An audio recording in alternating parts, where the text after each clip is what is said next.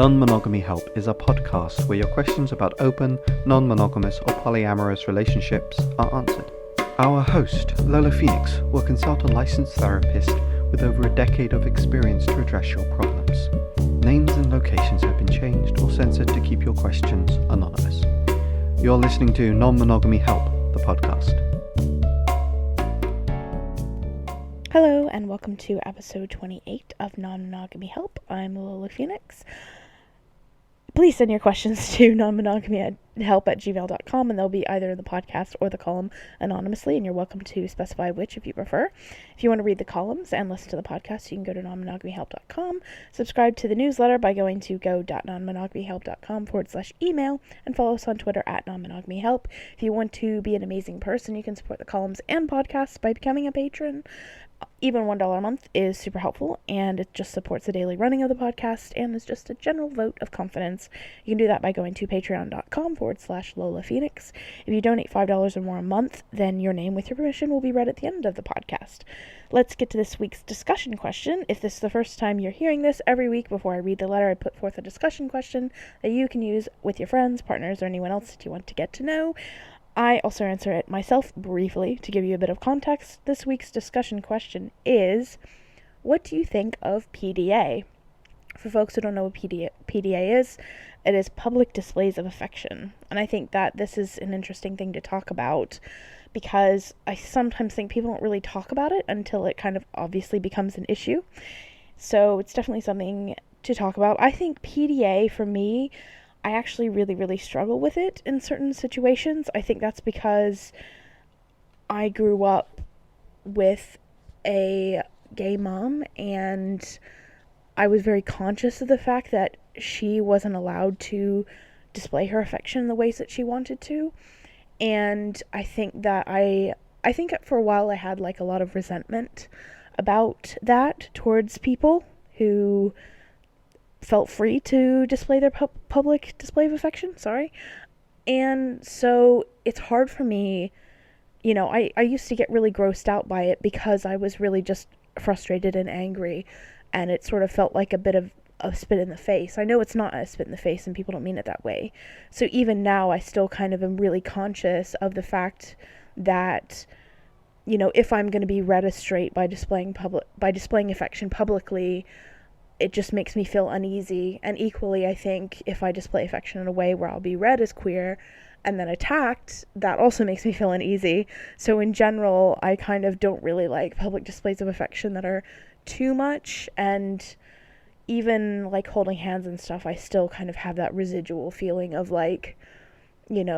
frustration with the way things are, and just this constant hyper awareness that certain people can't display their affection publicly in the way that they want to. And, am I gonna make someone feel the way that I felt, which totally wasn't anyone's fault, and I don't begrudge anyone for displaying their affection in the way that they want to, and I don't think the world is better with less affection, but yeah, that's kind of how I feel about it. It makes me feel a bit uneasy in many situations. So yeah, I'll repeat the discussion question. It is, what do you think of PDA, or public displays of affection? And now let's get to this week's letter. And just to let you know, when I recorded this letter, it was very hot and a lot of fans were involved, so there are some background fan noises, as per usual in some of my podcasts. There are background noises, so hopefully that is just fine for you. Alright, anyway, this week's letter.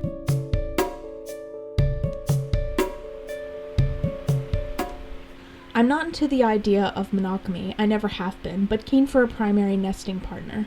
If pushed to slap a label on it, I'd say monogamish or open, but I can sympathize with the high level of autonomy demanded by those who prescribe to relationship anarchy. I also regard close friendships as no less important to my well-being than a flourishing romantic life, and see the ambiguity within these relationships. However, in my head, this is called, quote, having a healthy, balanced emotional life, unquote. Longer term, I can see how my comfort levels could adjust and full polyamory could be a thing. I'm a touch autistic and have social anxieties and a load of trauma from an abusive family home. I've fallen totally in love with someone who is currently exploring quote-unquote solo polyam and quote-unquote relationship anarchy. He's very new to non-monogamy as an idea, and in my opinion has a lot of misconceptions about it.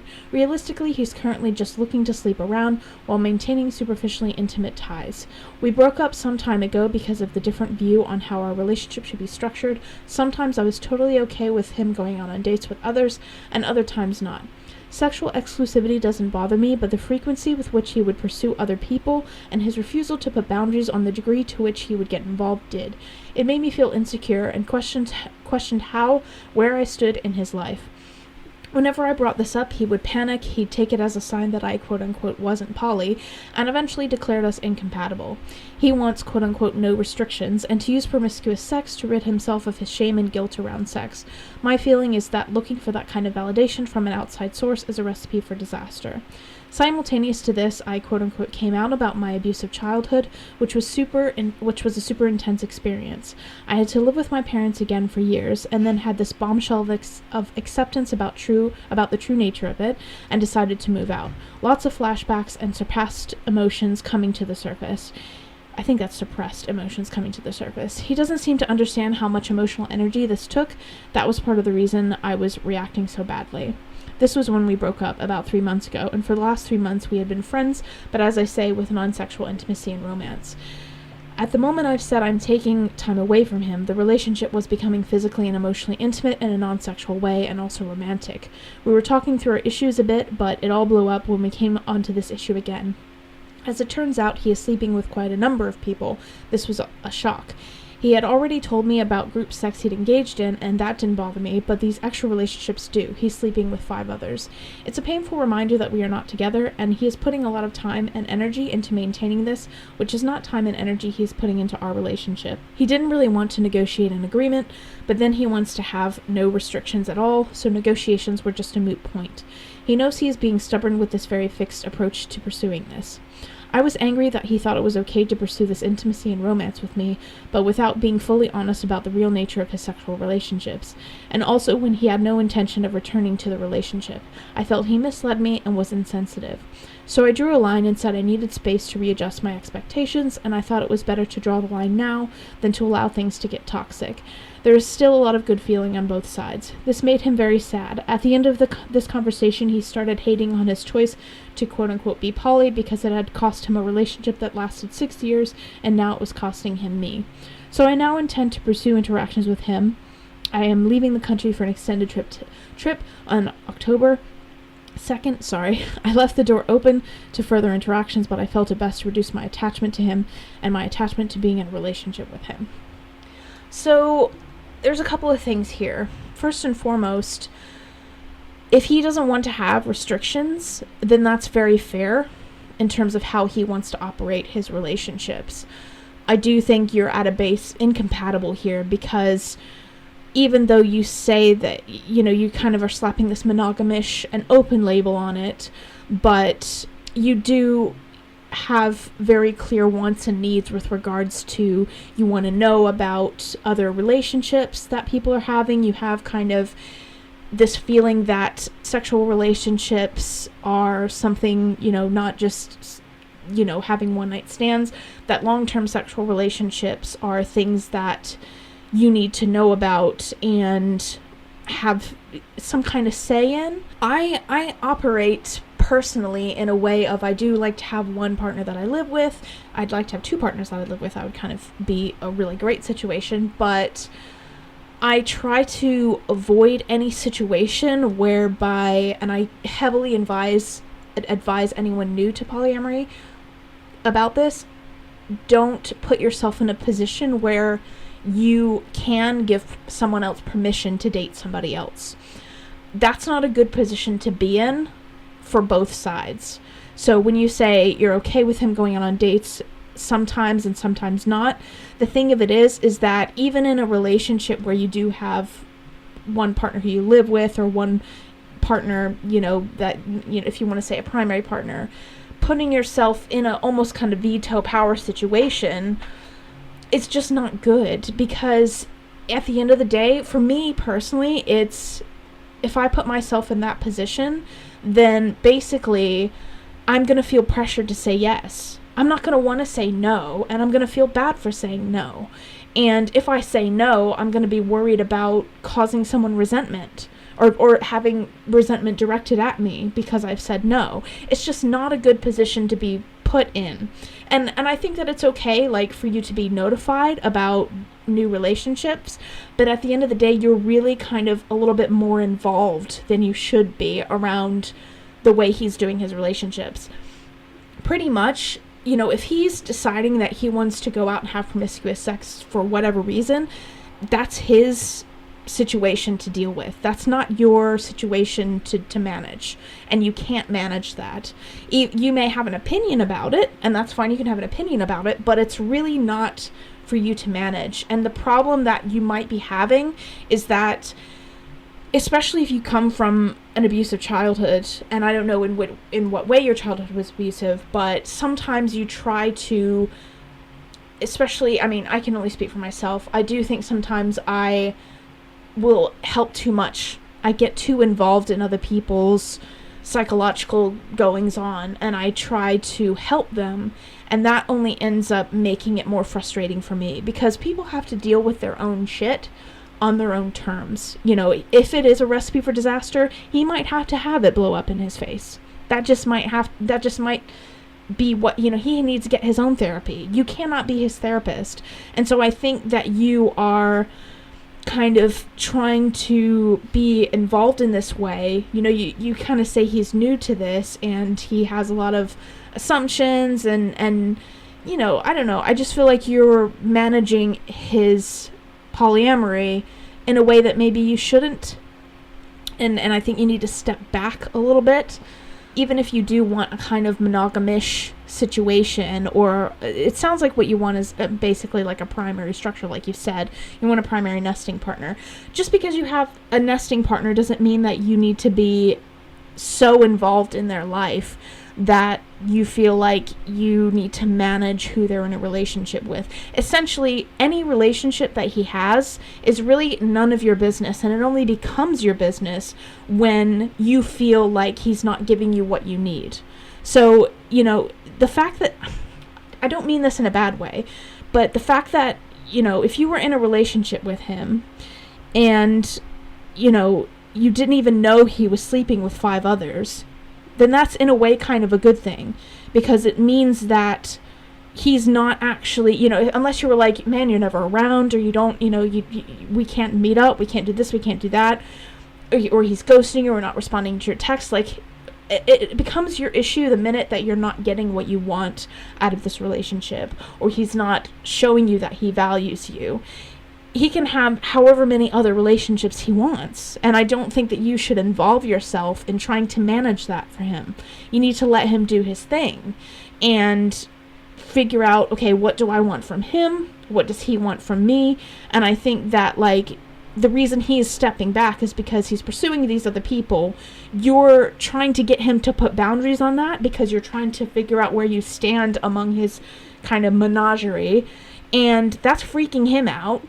Because maybe he doesn't do that, because as you said, he's solo polyamorous, he's a relationship anarchist, he's not interested in a primary partner, he's not going to be interested in that. So the more you try to step in and say, hey, wait a minute though, I want to be your primary and you need to kind of show me that I'm your primary, he's not going to respond well to that, because that's not what he wants. So when you start to question where you stand in his life, it is going to make him panic. And it's not necessarily a sign that you aren't poly. I think that's kind of bullshit. But it is a sign that you are incompatible, essentially, because he doesn't want restrictions. He doesn't want someone who's going to expect primary type of things from him. He wants someone who, you know, he can have fun with. And that's fine. If that's what he wants, then that's fine. But, you know, you need to kind of accept that. You can't, and I really think that you have some tendencies here where even if you do have a primary nesting partner, you need to not have these tendencies of trying to manage their relationships. He can't put boundaries on other relationships to protect you. And that's a tendency that happens a lot when people are kind of new to polyamory and they think that they want to save and protect this one relationship. So what they're going to do is they're going to say, okay, you're the only person that I'm ever going to love, and you know, they do this in reaction to fear. And really, a thing that I always kind of continuously say in the column and in the podcast is that ultimately you cannot prevent someone from falling out of love with you. You can't prevent someone from deciding to leave you. No amount of tying your lives together and being nesting and whatever the hell it is you want to do is ultimately going to prevent someone from leaving you. There are tons and tons of situations. I mean, if that were the case, monogamous people would never divorce. And they do, because even if you're tied together, someone can fall out of love with you. It happens. So you really need to think about this tendency you kind of have to, when you get scared, you want to have that reassurance. And when you're trying non-monogamy, you don't have all of these stereotypical things that you can say, oh, yes, we're exclusive now, and we're moving in now, and we're having kids now, and these, the relationship escalator, as I've referenced before. You don't have these kind of stepstones that you can go on, so you kind of have to create that yourself. But what you don't want is to create something, you don't want to be serious only because other people aren't serious. You don't want to be special to someone only because other people aren't special. That's the thing that you really have to avoid doing, because monogamy kind of encourages people to do that. When they talk about, if you listen to love songs, it's like, you're the only person I'll ever love, you're the only person, you're my heart and my dream, and that, it encourages this type of way of thinking in our lives that is, your romantic partner should be the most important person in the entire world to you. And as you said, you want to have a healthy, balanced emotional life, which means that friendships and other people are important to you. But you still have this kind of tendency, which you've been encouraged to have through the society, that says, right, the only way that we can make this is, love is scarce. It's a scarce resource, and the only way we can make this relationship be special is if everyone's less special. And I think you need to kind of think about that. And that might be why he's panicking. But equally, I think that you also kind of need to communicate what intimacy means and is to you. So the other thing that's quite tricky about non-monogamy and polyamory, we've broadly defined polyamory is, having multiple romantic relationships at once with the consent of all those involved. What a relationship is really, really dependent on the individual. And that's one of the things that I've been quite frustrated with, because for me, a relationship takes a lot. It's not just, I see you at a party every once in a while, we wave and have some small talk, and then we have sex. That's not a relationship to me. And I found that to some people, that is a relationship. And you know what? I've gotten past the point where I'm pissed off about that. And now I'm just like, okay, for some people, that is enough of a connection for them to feel like they have a relationship with that person. That's not a relationship to me. And even in my relationships now, like with my nesting partner, they see people fairly frequently who, if I were in the exact same situation, I would call those people my partners. But my nesting partner doesn't call those people partners, because how my nesting partner defines partnership is different to how I define it. And the things that they would do with someone are things I would only do with someone I would consider a partner. So that's the thing that you're also struggling with, is that for you, some of this intimacy and some of these emotional situations that you've been dealing with, such as coming out about your abusive childhood, have been really emotionally difficult for you, and you naturally kind of reach out to those people who you feel emotionally close to. And I don't think that your boyfriend was trying to mislead you or trying to hurt you in any way. It's just that you have a different definition of what intimacy and romance mean, and maybe, you kind of addressed the problem yourself. You said that you need to readjust your expectations, and you do. You need to think about, what intimacy means. I don't think he pursued intimacy and romance with you because he was trying to make you a primary partner, because it doesn't seem to be how he operates. If he's doing a solo polyamory thing, if he's doing a relationship anarchy thing, that means that he can pursue intimacy and romance with anyone, regardless of what kind of state they exist in his life. But for you, that intimacy and romance has a significant meaning, and that's okay. It's not that you're wrong or he's wrong. It's not it's just a difference in how to see things. And I think that you just need to come to some kind of agreement and understanding of how you both operate in this way, or you need to maybe really think about, okay, do I want to continue being with this person? Do I want to continue to reach out, because fundamentally I just think that you are unfortunately incompatible. You have a lot of good feelings, and I think that's what makes this kind of difficult, is because he exists in a space where, if he's doing relationship anarchy, then he doesn't have to be partners with someone to share romantic intimacy with them, to be close to them. He can be close to anybody. And you do have a little bit of that going with what you said. Like, you do think you can have intimate friendships, and you regard close friendships as no less important to your well-being. But for you, there is a separation at some point between a close friendship and a romantic partnership. And maybe what you need to do when you're reapproaching this is you need to think about, okay, where is that line? What are the behaviors that to me indicate a romantic relationship versus a close friendship? And then you just need to communicate that to him, and you need to come back to him and say, look, I respect the fact that we kind of both feel positive towards each other.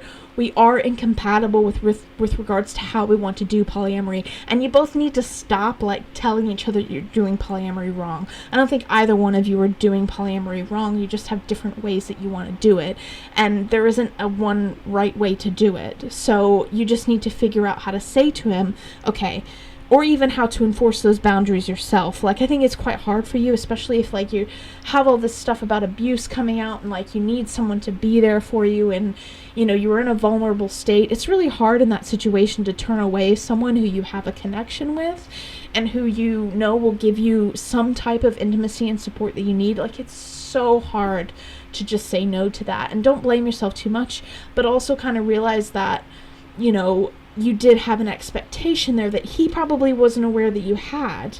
And so maybe he needs to be, you both need to be a little bit more aware of how you both operate. And then maybe if he's aware of how you operate, you say to him, okay, these are the behaviors which to me indicate that someone is more than just a friendship. This is romantic. It's getting into that.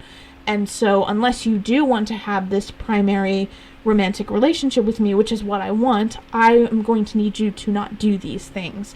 And then that way you both can kind of keep an eye on it in your relationship, and be able to sort of stop yourself before you get to a point. Because once you kind of start to experience that, all the nice things are going to come back. It's going to be really, really hard for you just to step away from that. So I think that you need to kind of communicate that to him so that you can have those boundaries. I think that ultimately this separation is kind of good for you, and I think that maybe you ought to consider, not that any of you have done anything wrong, but maybe consider a little bit more of a separation. He might be going through a lot of difficulties because polyamory is gonna cost you relationships. Unfortunately, it's not so much that polyamory is costing a relationship, it's just that the more people you date, the more statistically likely it is that you're going to have more breakups. That's just kind of the hazard of the trade.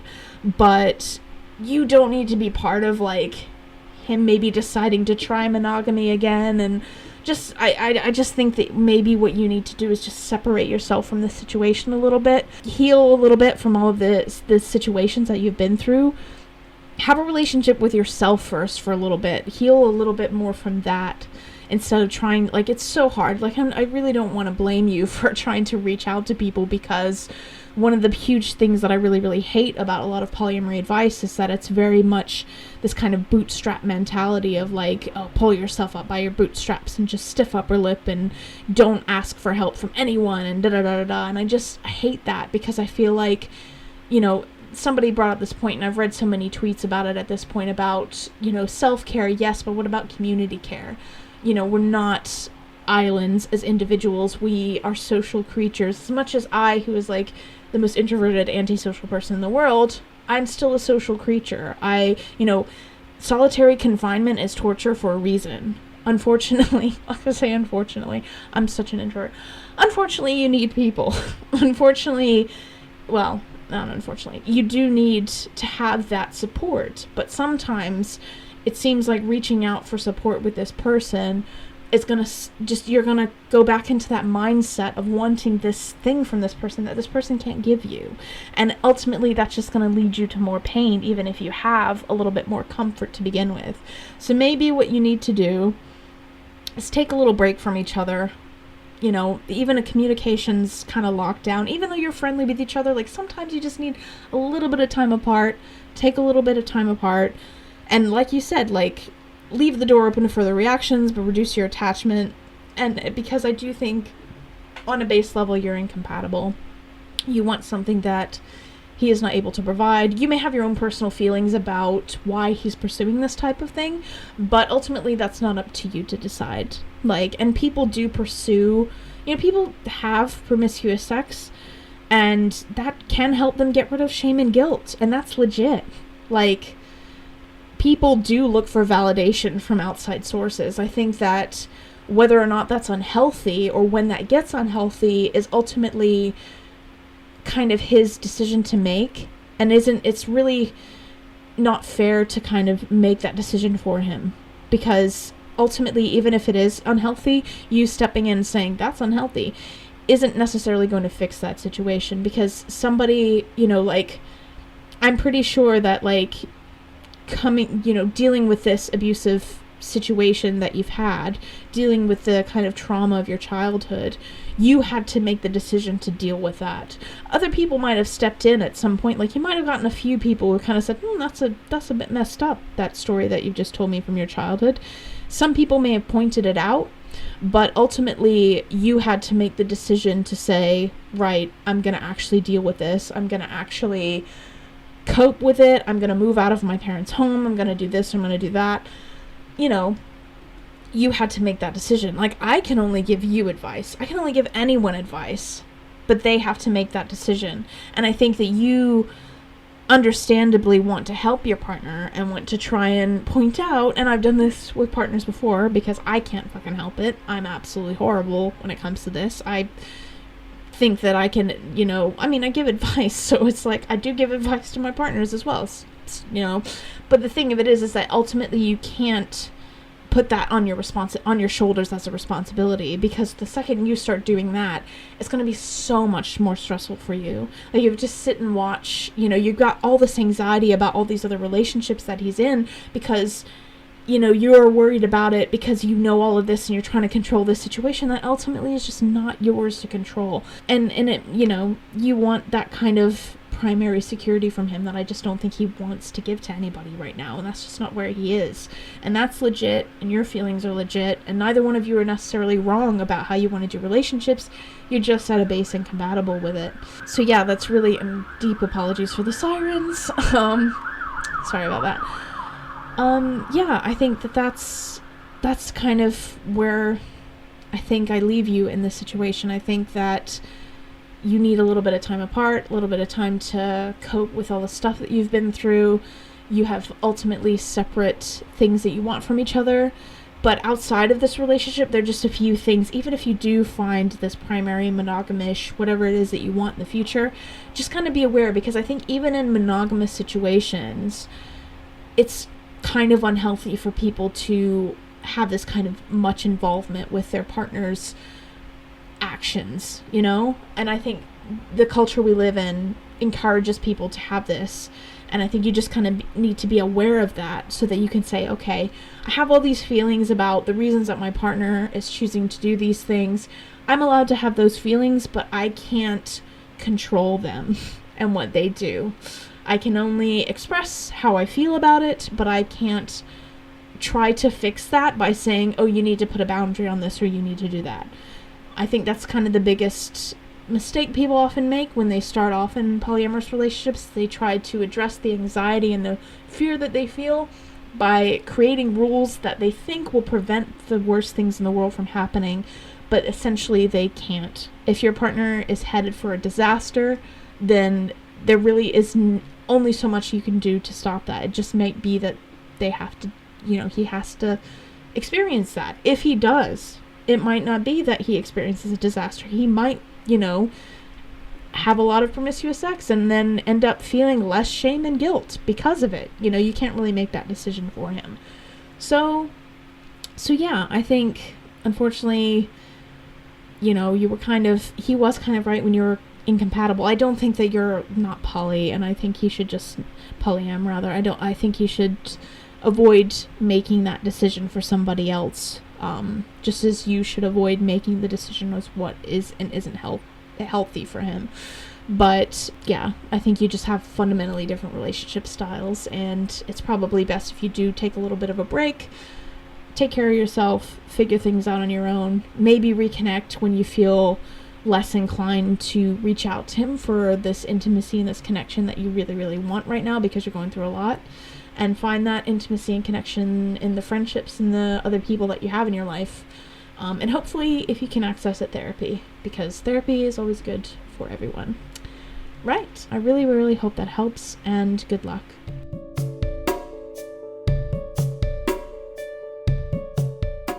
Thank you for listening to episode 28 of Non-Monogamy Help. Sorry about the sirens and the background noise, even with shut windows. Unfortunately, it happens. Anyway, if you want to be awesome, you can donate to our Patreon. Donating $5 or more a month means that I read your name, with your permission, at the end of the podcast. This week's current patrons are Laura Boylan, Chris Albury-Jones, Duke, and James Wartell. If for whatever reason you can't become a patron because life happens, we don't always have the money, etc. and so forth, if you can take 5 minutes, just log into iTunes, Apple Podcasts, whatever you call it, find the podcast, rate and review it. That would be really, really helpful. Getting the podcast reviewed by as many people as possible with a really good rating, hint, hint, helps me get the podcast to new people who might just stumble upon it. So yeah, if you have 5 minutes, you can log into your Apple account and give the podcast a rate and review. That would be really, really helpful. You can also check out the Twitter feed. Occasionally I'll tweet out reminders, and with a nifty little link where you can just click on the link and log into your Apple account and do that. That'd be super awesome. So yeah, if you can do that, that's great. Anyway, that's all for this week. You'll get a new column next Friday and another podcast episode in a fortnight. Thank you again for listening.